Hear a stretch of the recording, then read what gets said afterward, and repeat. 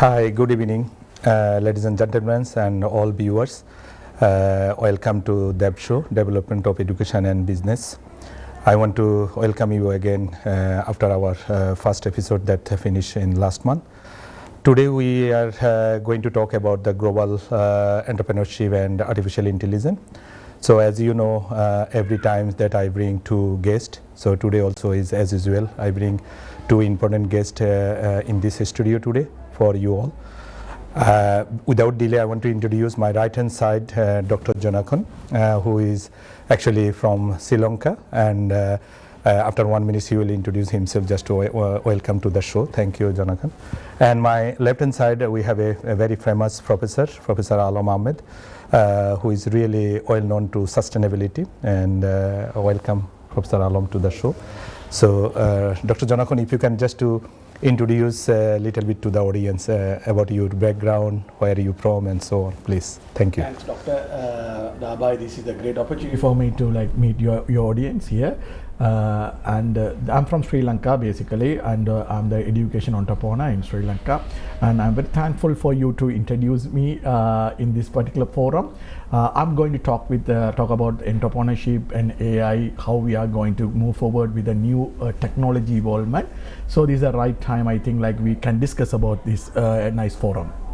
Thank you very much, and welcome again to the show. Thank you. And Professor Alam, if you can introduce, I know you have a big profile, so if you can say something to the audience, please. Thank you very much. I'm very pleased to be here.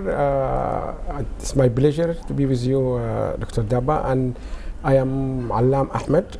I born in Sudan. I came 30 years plus to do my master degree here. And then I continued for my PhD and other subjects. My specialization is really on 3-4 subjects. One of them is entrepreneurship, of course, technology transfer and technology management, marketing, and overall is sustainable development. I will try to bring to our discussion today with my colleagues here, they both expert, how AI can help in generate growth, help in countries, and for particularly the young generation, how they can actually benefit from this revolution in AI and digital transformation, and how I will bring some lights about how the United Nations see the future of the whole world in achieving sustainable development by using AI to accelerate progress. Thank you, Professor Alam. Dear audience, you can already know this our guest, and honestly speaking, these two are very expert in different level of their life. And I want to see that if audience you have any questions or anything, we have a screen, the telephone number. Directly you can contact to the studio, so we try to give some answer to you.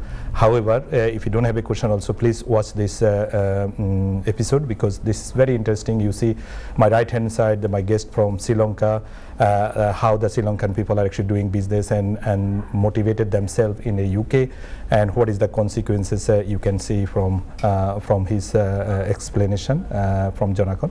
And obviously left hand side, as you see, like Professor Alam from Sudan, and really more than 30 years in higher education in UK, and explored himself in the Middle East and Central Asia and many others, especially MENA region, like in African countries. So I want to see that how they both person is actually helping to entrepreneurship, especially when we talk about the startup business and scale of business in the world. So let's start with the first question, Dr. Jonathan. Obviously, you are an entrepreneur, and I know you are running a business and so on. Could you just tell us when you actually thinking to do the business, or why you not working for the government or something in Sri Lanka? How you started business? If you can say something to the audience, please. This is actually in early, and I was in teenagers when I'm studying in A-level and O-level. When I'm doing the O-level and A-level, even though there are an opportunity in Sri Lanka, most of the people, they would like to go to engineering or medicine. That is the biggest concern about the parents to move for the education towards to engineering or medicine. But in the O-level and A-level time, I thought I'd have to do a business. Therefore, I choose a commerce field to learn my A-level. So I entered in the business world. But when I'm entering the business world, I thought I'm good in speaking and doing a presentation and teaching. So then I choose my business world with the education. So that is the way I moved with the education entrepreneurship, and there is an important in Sri Lanka. Basically, Sri Lanka is a free education country. We are starting from school education to the private, in the university education. It's purely a government funded education system. However, there is there's a huge gap after the A level in school in Sri Lanka. When they are moving for the university education, there is a limitation. So when they are accessing for the free education. Then we thought, okay, we have to give the more opportunity for the students. When they are moving out from the school, they have to enter the higher education. If the government couldn't provide, so we have to provide. In early 80s and 90s, this is a challenging field in Sri Lanka. So then I also entered in the market of providing a higher education for whoever missing the opportunities getting entering the government university. So that is the way I moved with the higher education industry. So last 25 years, I am catering in Sri Lanka more than like 35 to 40,000 students. They have completed from our education institutions. They got an opportunity in Sri Lanka as well as in the globe.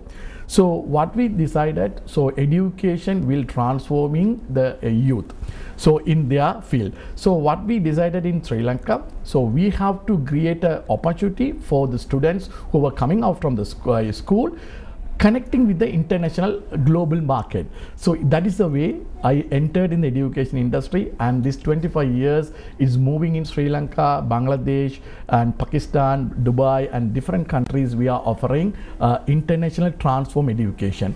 So this is the way I moved it, and this is a really interesting part. When you are entering in a business, first thing we have to understand, we have to connect with the people. Thank you. And when we are moving the connect with the people, then you can do more opportunities and you can create opportunities for the people. So that's what I have done, I believe, in this 25 years period. Excellent. I mean, really, audience, you can see like in connecting the world and transforming 35,000 people educated. So you are actually global educator, entrepreneur. Thank you very much. We will come back to many questions in few minutes time. Professor Alam, obviously, I know you are educator by yourself, and you working in many places, especially MENA region, Central Asia, and Middle East, and so on. Can you tell us, like, when you are teaching this entrepreneurship or educated student, what sort of thing came to your mind? And obviously, you are not an entrepreneur, but you are teaching entrepreneur. So, what challenges or what sort of thing come to the first place? Can you tell to the audience? This is a very interesting question, and I have taught a lot of students over the last 25 years from all over the world. Of course, in the last 10-15 years, the majority were from China, but I taught the students from Bangladesh, from Arab countries, from Asia, Russia, Canada, America, all European, of course. Two things I always say to the students, when particularly those who come from, or they come to the UK from a culture, which I call it, for example, just take the Chinese cultural, the students come from China. They treat the professor or the academic with huge respect, so to the extent they don't even talk or they're not proactive in class. If you compare them with our students here in the UK or European, our students are very vocal. So from day one, I said to the students, number one, in the textbook in economics we teach utility theory, which is I say to them, the opportunity cost. I said to them, you are here in the class, you're going to spend 2 hours with me in the lecture and then 1 hour in the seminar. If you are outside, you go to ASDA, or there was an ASDA near Sussex, I remember the university, you will be earning this amount of money. So the fact you are here in the room, make sure you get the best out of it. That's number one. Don't just come to attend. And remember, it's so costly, it's so expensive. Your parents have invested a lot. They are traveling all the way from your parents. So make sure you learn the best here. Ask and ask and ask. And the second thing I keep repeating to them, the opportunity of meeting students from all over the world. This is, like my colleague just said, this is a global experience. You will never going to get it again. To get people in this 200 or 300 students meeting you here from China, from Saudi Arabia, Egypt, St. Lucia in the Caribbean, from Africa, Sudan, and so on, you will never going to get this opportunity easy. Number two, I said to them, we are all here learning. You need to learn. You need to test yourself to the limit. So that's if you're coming here, you in the first week in the business school, what we teach you one fact, which is very interesting fact. I always do this whenever I do a workshop. We are not doing business for profit, but we are doing business for maximum profit. And I start to teach the students what do we mean by maximum profit. Before we go to the marginal cost and the marginal revenue, I will say to them, it costs you £5, you sell it for £7, you're making a profit of £2. But you need to ask yourself, can you make £3 without sacrificing anything on the cost of the products, without putting your prices very high? Because if you go very high, no one will buy from you. So that's where I start, let them do the maximum, get the maximum out of this. The final point I noticed is for the entrepreneurs generally. I mean, I'm very excited about anyone who is taking that approach. Like my colleague here, he said from his A-level, O-levels, he was thinking of in business. Business needs people who are venturous, who are very talented to take risk, but at the same time they are so much calculating things. New product doesn't mean it will succeed. New products could be in the fact when you come to, many times I get some of the startup or the students, they come to me, oh Alam, there is no one selling or producing this product.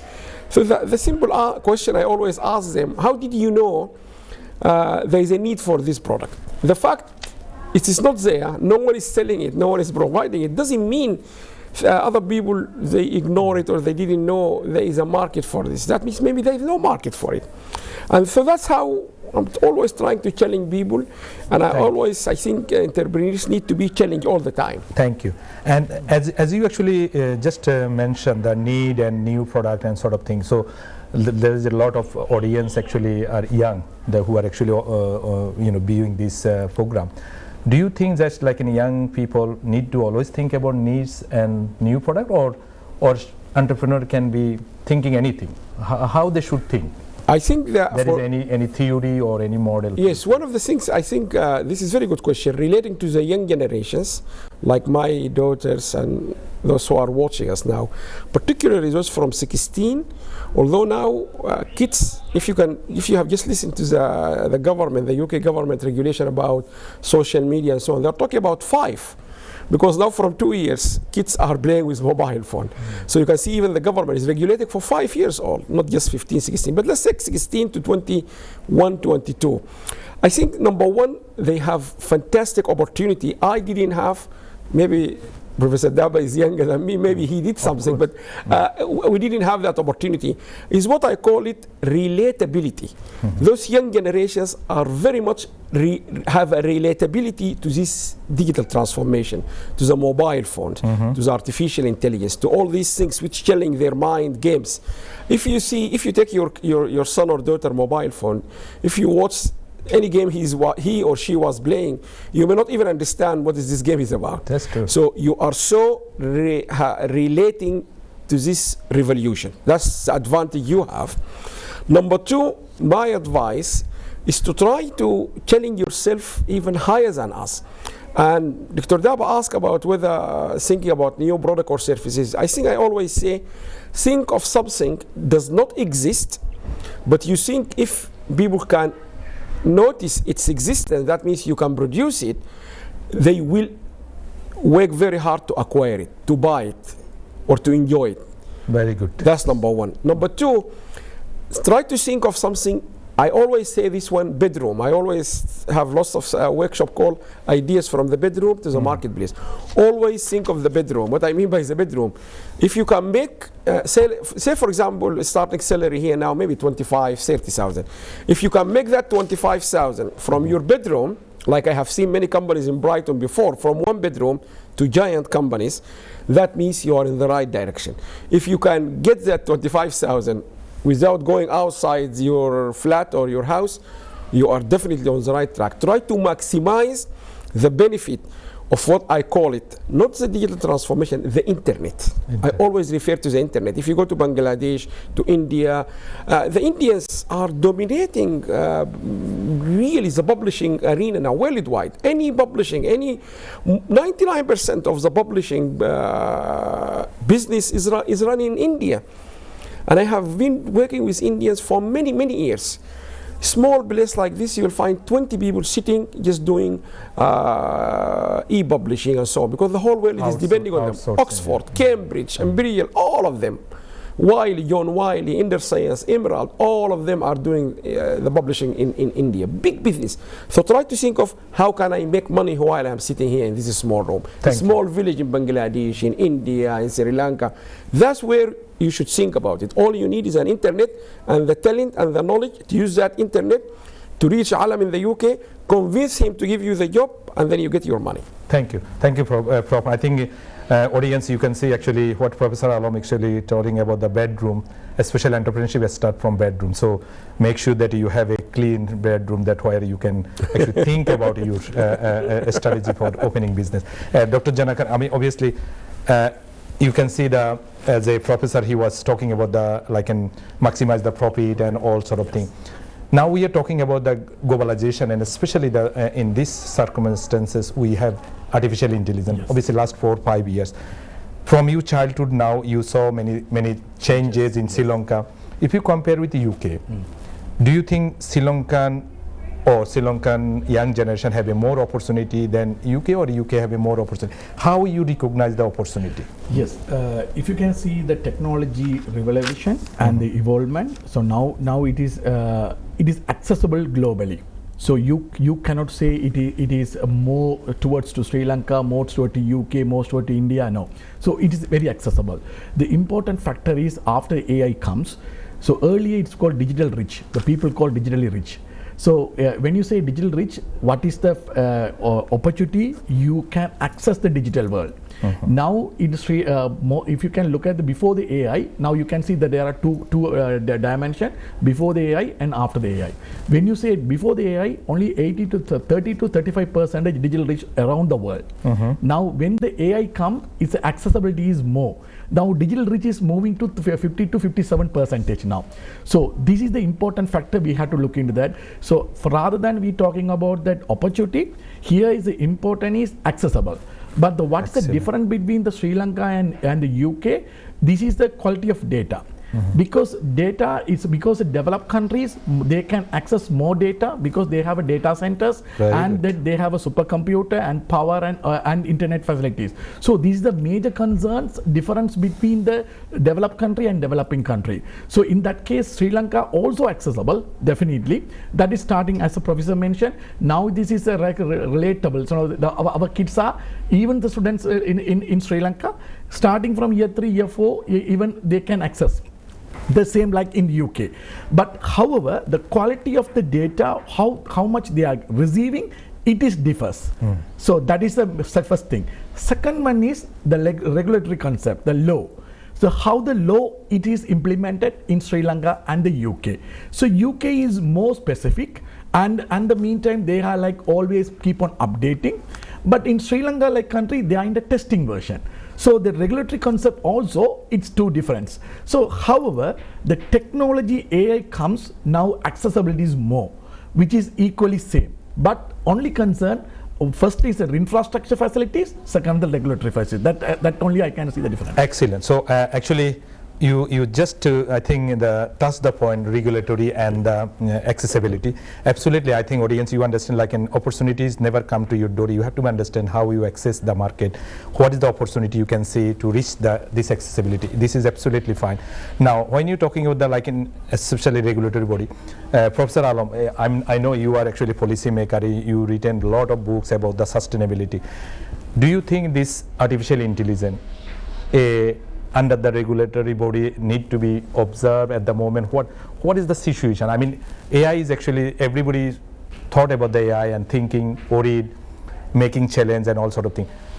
From your experience, what do you think about the AI? Is it under regulatory at the moment, or still need to be a lot of things to think about by the government? Yes, that's a very good question. Now, even I have just seen a paper last week by Dr. Petru Dimitri from the United Nations. Even the UN senior people who have been there in the system for 20, 30 years are talking about ethics and talking about regulation, because it is quite AI simply within second it scan the whole, if you like, data available worldwide and give you the answer. Yeah. Quite serious.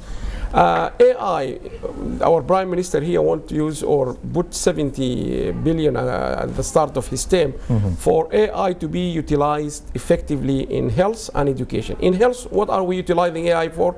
We need data. The more we can get data about Alam health records, DABA and X, Y, etc., James, the more we can get this data, the more we can actually, what is AI? AI is simply you have a data, you divide it into two parts, not necessarily identical.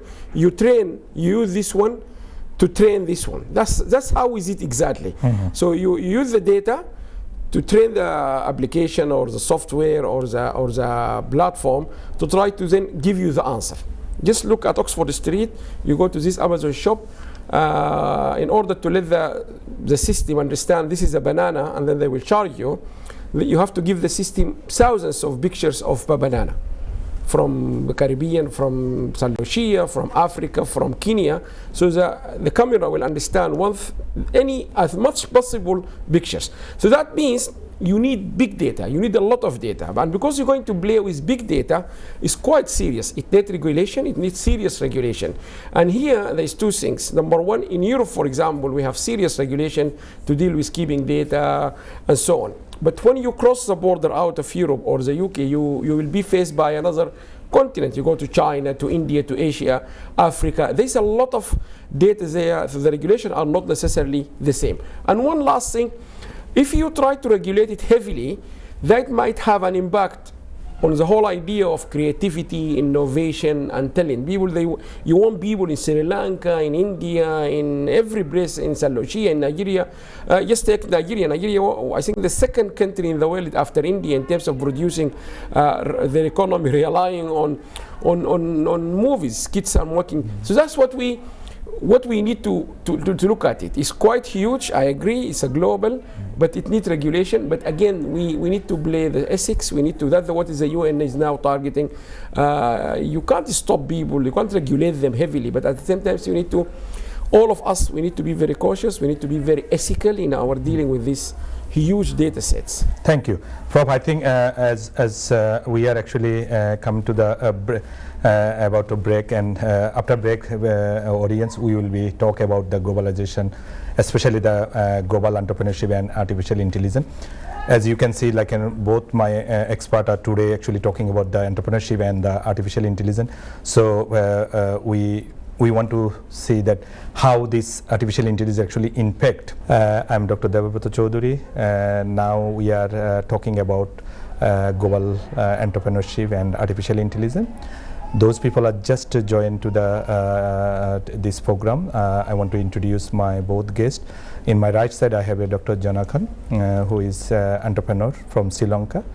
And my left side, I have a Professor Alam, who is actually professor in sustainability and teaching entrepreneurship last 20 odd years. So we have a very expert, very heavily loaded expert in this program today.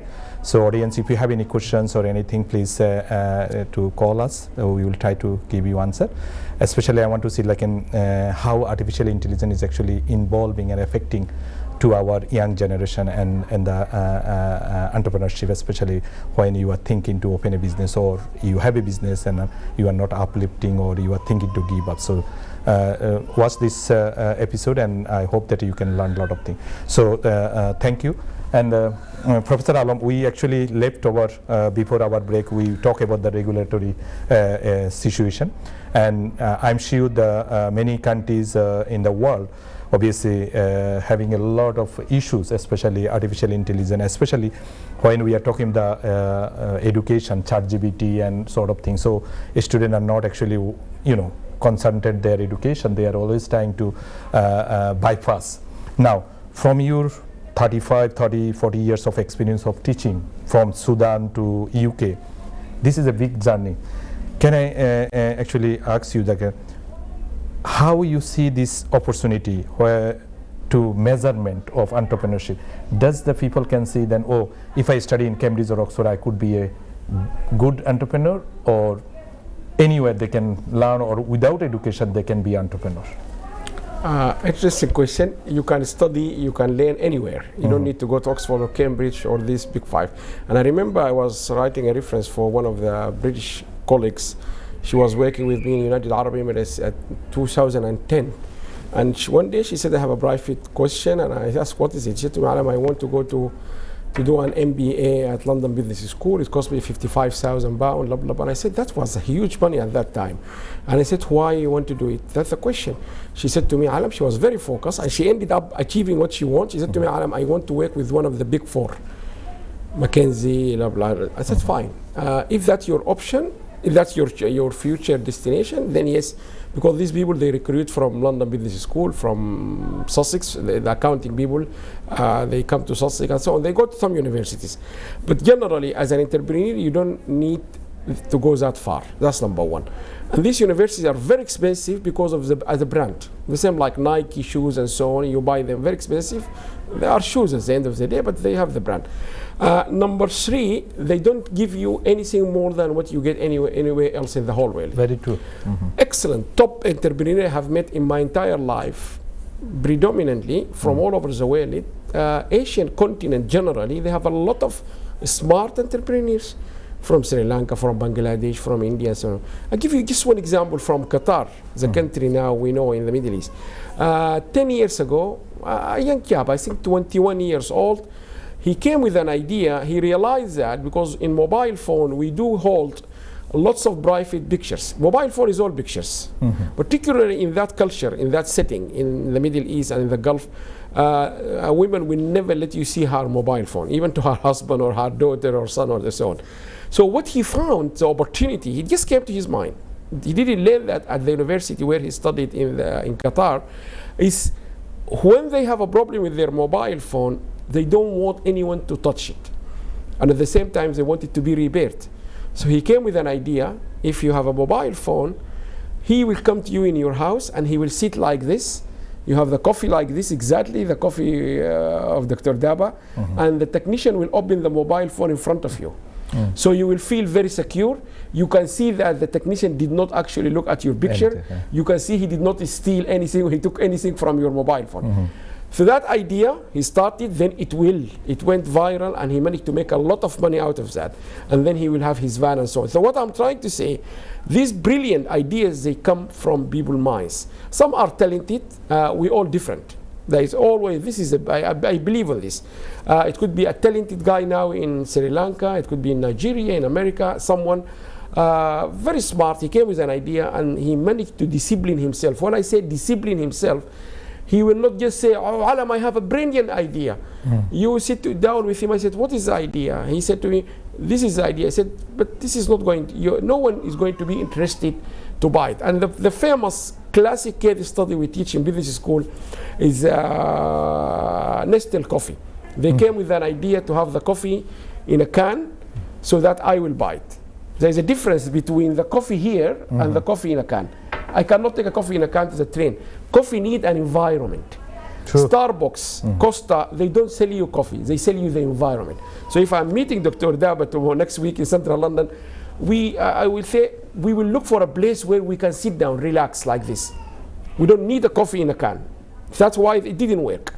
Brilliant idea by big company, it didn't work because there is no market for it. No one will go to buy a coffee in a can. You can buy water, you can buy juice, and so on. And that's one step. So you don't need to go to this big university. You just need to go to any university in what easier. I always say to people, easy, accessible, and not expensive. Save the money for your startup project. Rather than you spend 35,000 doing a master at Oxford or LSE, take that 35, pay 5,000 to any university local to you, and take the other 30,000, invest it in a project while you are in the university, make the best out of Alam and your academia, ask them, say to them, this is my idea, this is my project. And just one example, I have one example from Sussex University when I was there. One of my students at that time, he's Hungarian. he is the one who created the first online, what he call it, the first online Facebook booking for restaurants. So the idea, that was 2006 or 7. His idea. I was just helping with the supervision. What he did, he said a lot of people in the UK, they like to eat outside. In Brighton at that time, I remember there were like 45 type of restaurants: Chinese, Indian, Bangladeshi, Sri Lankan, Sudanese, Egyptian, Moroccan, a lot of them. So he said, why not I will design something. This is a long time ago, 20 years ago, that I am with my partner, we want to go out. Oh, we would like to know which one is offering, having any discount today. We would like to know which one have a car park. We would like to know if we are disabled, which one can offer. We would like to know which one is offering, say, halal food. I can do all this while I'm sitting on my sofa with my partner, and then we can click, we then book the table. So we book the table in the restaurants, which has a lot of things which we will not know. So he searched the whole Brighton area. He can tell you, and then, so it started like this. Of course, now we have a lot of advanced application. So it was an idea. It received attention, and the first company to implement it was the Hilton, big name. They said in the evening we have our restaurants, why not we use this one, and then they launch it there. So the idea is, of course, education is important, textbook is important, but practice, gifted nature, how talented you are, your parents and so on, these are all have something to play. Thank you. Thanks, Rob. I think the brilliant, conversation, because audience, especially young people, you can see that you have to not be actually isolated, or you don't think about the just to university, then thinking, oh, my colleague is studying Cambridge. Is no matter, as Professor quoted, the important is the idea. So you bring the idea and convert it to the real world. That is your job. Dr. Jonathan, obviously, Professor Alam, heavily telling about the idea and all sort of thing. I know you as an entrepreneur, and you came many challenges and all sort of thing overcoming from your childhood to now. Think about the lot of female, I'm now just to bring to the little bit female entrepreneurship. Do you think it, like in Sri Lanka or UK, is a female need to be more business thinking to open a business? Because just want to see like how AI can help them. That's I want to ask from you. I want to start from the professor what he's mentioned. Yes, of course, is the rightly what he mentioned here. Accessibility of the education. Yes, those days we are always thinking about the brand name, and we go to that university, and because we are thinking like that, if we go to that particular university, we can get the opportunity. Now, after the education has changed over because of the AI and technology involvement, now it's going to be education going to be freely accessed. So within another 10 years time, education not going to be like a industry. So it is available freely anywhere you can learn. Finally, student will go for a competitive examination. So therefore, I'm endorsing the professors what they said. Rather than you are allocating huge fund for education, you allocate the fund for research and development, and you are creating your ideas. So your ideas is become like a asset than that what you are learning. Now the learning is going to be very specific because of the technology involvement. Important, as you rightly mentioned, for the ladies or gents, whoever, when they are entering that in entrepreneurship, I feel there are two things they have to be concerned. They can be winners. First thing, any idea create is a personalized. If you create something is personalized, so people will like it. So they will be like more towards to your ideas. And rather than you're selling the product, sell the emotion. If you can selling the emotion, that is make money. So if you want to be a winner, sell the emotion. So concentrate on the emotion, then definitely you can win. So therefore, I feel the ladies or gents, so they have to take it so concerned about the ideas, that ideas should be towards the personalized and the emotion. So that will make sense. Excellent. I think audience, I really like one thing you said, emotion. I think the female has more emotion than men, honestly. If you think of our sister, if you think our daughter, if you're thinking our mom, I think they are actually always play the game with the emotion and the love and faith. So especially young female entrepreneurs, please think about how much emotion you can put in your product so you can sell it more and make it more success. Now, obviously in Sri Lanka, like, if you are thinking, like, what sort of initiative actually taking by government to especially to support the young entrepreneurs? Of course, we are in the developing country, and since a developing country, and we are more towards, if you take Sri Lanka, is a small country, but 23 million people are living. So, but if you take the Malaysia, it's like a big country, but same 23 million people are living. So, we are more concerned about the human resources. So, and the human resources and their rich culture in education. So, they have like more towards to education. That is our culture. So, therefore, the governments always look for creating opportunity for the youth. So, when they are creating opportunity for the youth, they can enter in the in entrepreneurship. So, therefore, what they have done it, the more government involvement towards entrepreneurship in all the sector. If you can take a sports, entrepreneurship is there. If you can take the culture, entrepreneurship there. So government is more concerned about entrepreneurship, then only they can create opportunity for the employment. Because the major concern in like a Sri Lanka and like a countries, so we have a lot of people and a small country. So therefore you have to create opportunity for the employment. So as a government, they can't provide the employment for each and every people. So therefore they're giving opportunity for the entrepreneurs and supporting to in investment, supporting for the technology involvement. So that's the way the government can success and create the employment. So this is happening in Sri Lanka at present. Thank you. I really happy to see that in the government is supporting, because the young generation need to get some support from government. Professor Alam, I know you working with the United Nations, and really more than 20 years I know you in personally. Your work all are actually United Nations, aligned with the United Nations sustainability goal and 17 goals. Can you tell a little bit about these 17 goals? And obviously one of them entrepreneurship, I'm sure part of them. So audience can actually clearly understood what is this 17 goals? That's a very important question and very good question. And my advice to all those are watching us, young and old, particularly the young one, you can easily educate yourself about this 17 Sustainable Development Goal. Fantastic, I call it fantastic material available at the United Nations Sustainable Development Goal site.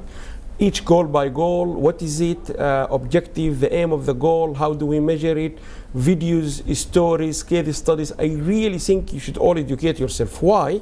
Because any country in the world now, all of them, Saudi Arabia, United Kingdom, Sri Lanka, India, China, Indonesia, all of them are members of the United Nations.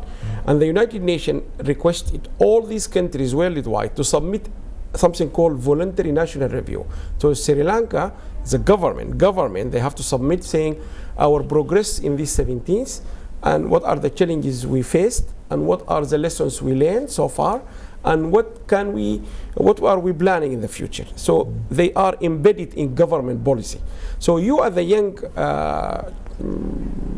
students, someone looking for work, you want to build your work, you need to build in your entire next 4 years with these sustainable development goals. What are they? They are objectives or goals. So how did we reach the agreement on this 17? Scientists, academia like me, Dr. Daba and others, lots of NGOs, independent bodies, think tanks, government advisors, they have been working from 2012, 13 to 15 to come with this, or they came with this idea at 2015 about how do we all should go on this route to achieve sustainable development by 2030, which we only got 4 years now, actually 3.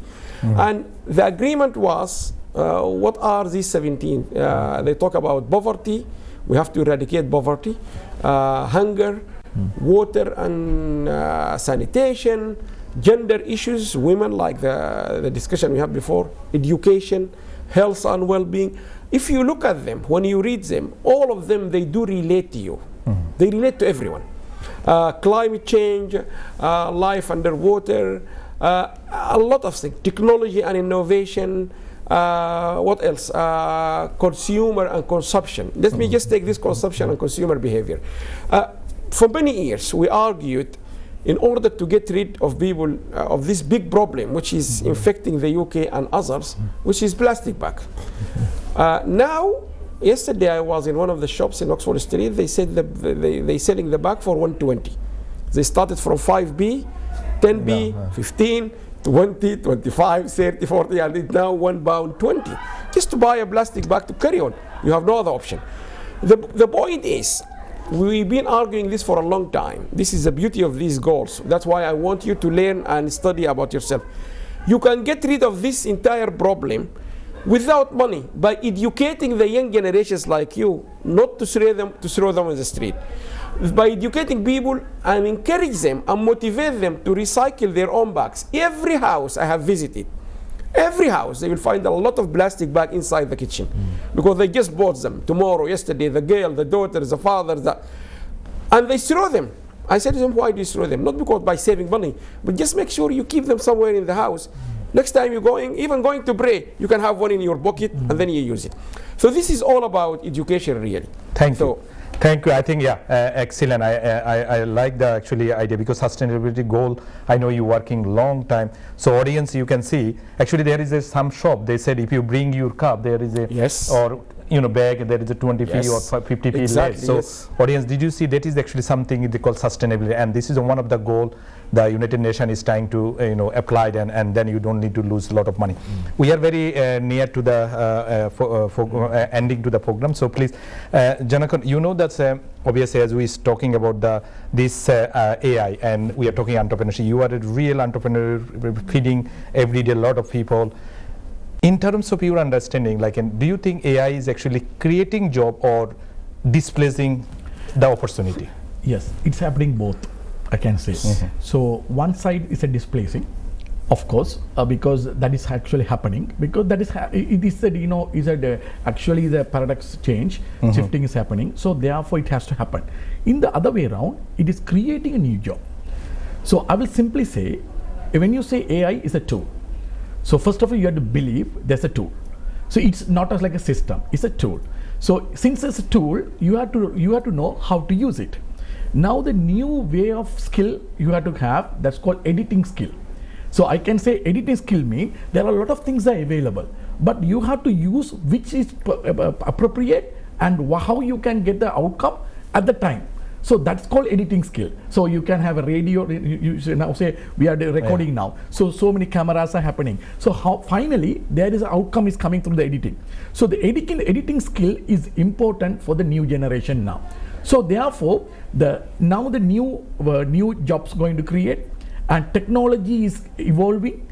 Important, as I mentioned you earlier, we have like a less rich, digitally rich. So 35% of the people are using technology, even though it is like booming.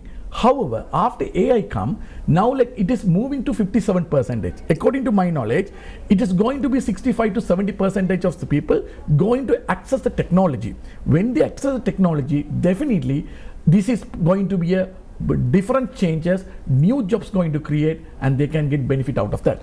Thank you. And can you, obviously we are, because I want to go back to Professor Alam, do you want to say something to our audience, young people, as the entrepreneur, just two important things to the audience, please? Important, like as I am like endorsing the professor what he has mentioned.